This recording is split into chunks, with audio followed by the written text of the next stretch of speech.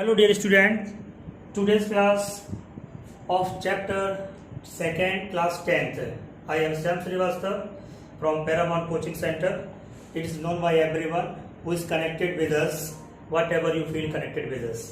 Anyway, जो आप यहाँ पर देख रहे हैं बोर्ड पर, मैंने आज का टॉपिक यहाँ पर एक्सप्लेन करना है pH scale. PH scale chapter number 2 से रिलेटेड है। यहाँ पर एसिड बेसिस एंड सॉल्ट्स ये चैप्टर का टाइटल है। और एसिड्स क्या होते हैं, बेस क्या होता है, सॉल्ट क्या होता है, ये हमारी प्रीवियस क्लास में आप सभी समझ चुके हैं, क्लियर किया था, मैंने एक्सप्लेन किया था। एसिड्स होते हैं हाइड्रोजन कंटेनिंग होते हैं और बेसिस होते हैं वो OH negative ion hydroxyl ion containing होते हैं। सॉल्ट जो होता है वो एसिड और बेस के कंबाइन करने पर सॉल्ट एंड वाटर बनता है, तो सॉल्ट एसिड प्रोड्यूस होता है। एसिड जो होते हैं सोर इन टेस्ट होते हैं, बेस जो होते हैं बिटर इन टेस्ट होते हैं। एंड एसिड्स जो होते हैं वो ब्लू लिटमस पेपर को रेड कर देते हैं, बेस जो होता है वो रेड लिटमस पेपर को ब्लू करता है। तो ये जो है इनके कैरेक्टरिस्टिक्स हैं इस प्रकार से। अब देखेंगे यहाँ पर हम पीच स्केल के बारे में। जो पीच स्केल जो होती है वो 0 से लेकर के 14 तक की रेंज होती है। 0 से लेकर के जो 7 तक जो रेंज रहती है, इस रेंज को जो है कहा जाता है कि ये जो है रेंज एसिडिक सॉल्यूशन के लिए होती है या एसिडिक रेंज होती है। इसे हम कहते हैं एसिडिक रेंज कहेंगे। लेकिन यहां से लेकर के मोर देन 7 एंड 14 तक जो रहता है इसे हम कहते हैं कि ये जो है बेसिक होता है। बेसिक के रूप में बेसिक।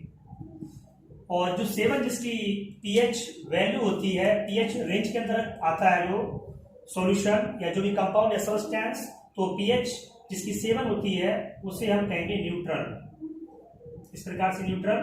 और जो less than 7 and more from 0 से 7 से पहले 6.9 तक हम कह सकते हैं। यहाँ पर जो है 6 आ जाएगा पॉइंट, तो 6.9 मान लीजिए आप। 6.9 तक जो सब्सटेंस रहता है या जो भी कंपाउंड रहते हैं उनके लिए एसिडिक नेचर रहती है।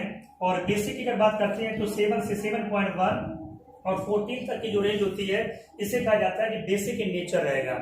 ठीक है, तो पीएच जो स्केल होती है वो पूरी 0 से लेकर के 14 तक की होती है। 7 जो है न्यूट्रल के रूप में कहलाते हैं इस प्रकार से। तो ये जो है ये पीएच स्केल है। लेकिन अगर हम बात करते हैं कि पीएच क्या है, पीएच वैल्यू क्या है, तो इसे कह सकते हैं कि power of hydrogen. PH is the power of hydrogen. तो पावर ऑफ हाइड्रोजन की जो बात यहाँ पर हुई है, वैसे यहाँ पर जो पी है, पी को जो है जर्मन में ऐसे पोटेंज कहा जाता है, पोटेंज इस प्रकार से। तो जर्मन में उसे पी को जो है पोटेंट कहा जाता है। लेकिन अगर हमारी इंडियन इंग्लिश में देखते हैं जिसकी जो मीनिंग होती है वो पावर होती है, तो पावर ऑफ हाइड्रोजन। तो pH is the negative logarithm of the hydrogen ion concentration. जो हाइड्रोजन आयन किस प्रकार से कंसंट्रेट है, कितने प्रकार से हाइड्रोजन रिलीज होते हैं, क्या कंसंट्रेशन ऑफ हाइड्रोजन है, तो वो उसकी जो है पावर ऑफ हाइड्रोजन के ऊपर डिपेंड करता है। तो ये रहा पीएच के बारे में। बाकी हम नेगेटिव लॉगरिथम की बात करते हैं तो पीएच इक्वल हो जाता है -log 10। PH the negative logarithm मतलब log 10, और हम कहेंगे हाइड्रोजन आयन इस प्रकार से। तो पीएच को इस तरीके से भी इसे डेमोन्स्ट्रेट किया जाता है और इसे मैथमेटिकल तरीके से इसे ऐसे कहा जाएगा।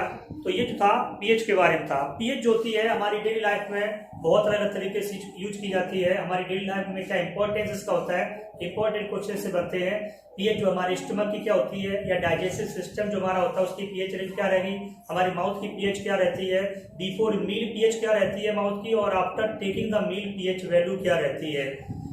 ये वेरिएबल होती है, इसलिए इसे जो है पीएच रेंज को जब भी लिखा जाता है तो उसे हम इस प्रकार देते हैं, जैसे 0.5 से लेकर के 1.5 या 7.0 से लेकर के 7.5 इस प्रकार से रहती है। क्योंकि पीएच रेंज होती है एक घटती बढ़ती रहती है, क्योंकि ये जो है डिपेंड ये करता है, जैसे मैंने बताया था कि खाने से पहले की पीएच रेंज अलग रहती है, खाने के बाद की पीएच रेंज अलग रहती है।